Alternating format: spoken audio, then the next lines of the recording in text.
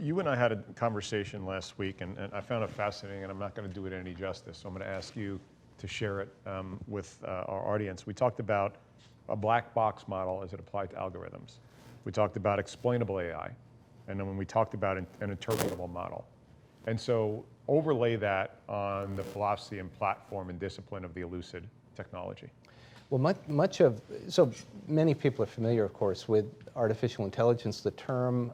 Increasingly, people use the term deep learning. People are aware, of course, that there are a variety of computer vision applications, whether it be facial recognition, whether it be looking for tanks in trees, whether it be satellite imagery of various other kinds. In general, those applications and where it has been most successful has depended on large amounts of data. And by virtue of collecting large amounts of labeled data, and usually the labeling is something that anybody can do, it's sort of a citizen, at almost any level can do much of this type of annotation and labeling. The methods are seeking to extrapolate to unseen data by virtue of a magnitude of data on which they have been trained. Medical imaging is different than this in a variety of different ways. One way, very practically, is just the cost and difficulty of having so much training data. In general, the training sets are relatively smaller. They may seem relatively large in terms of certain registry-based studies that might brag about numbers, but in general, they're always smaller than where computer vision applications of deep learning were originally developed and successful. But more than that, even if there is a large amount of training data of whatever kind, it's always dependent upon what those training samples are.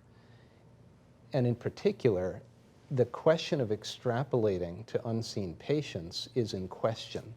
You don't necessarily know what the model is picking up on. Now, many people consider that to be an advantage because they think it's picking up on things that are very difficult to determine deterministically.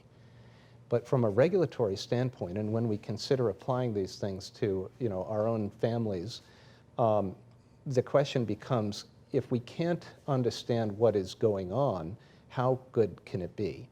Now, in theoretical computer science, there is at least a few different levels of the capability of models. At one level, it's a black box. We're grateful if that black box seems to work, but there's no real sense of what it's doing. Above that, there's the notion of explainable AI. In explainable AI, one takes the output of a model, and then one seeks to determine what was it picking up on. And so it's a post hoc explanation of what it's doing. That's potentially better. The problem is that as human beings, we have a bias. We sort of somehow have the answer that we want, and so that's the answer that we somehow explain. But that may not be the case at all, and we're easily fooled. The theoretically better type of model is referred to as an interpretable model. Model interpretability is a theoretical concept that many people are less familiar with, but ultimately we wish to count on. And that is where the model is put together in such a way as that it works on something which is an objective research driver of what you're actually trying to pick up on. For example, there's been decades of bench science. We don't need to just trust black box models. We know what drivers of instability are in plaque tissues. If we can come up with a modeling mechanism that captures that, then it is going to extrapolate to unseen patients because it is based on that depth of scholarship. But not every model is like that. And so in Elucid, what we do is we are very, very careful to work with differing levels of validation. And everything that we do is highly tied to bench science.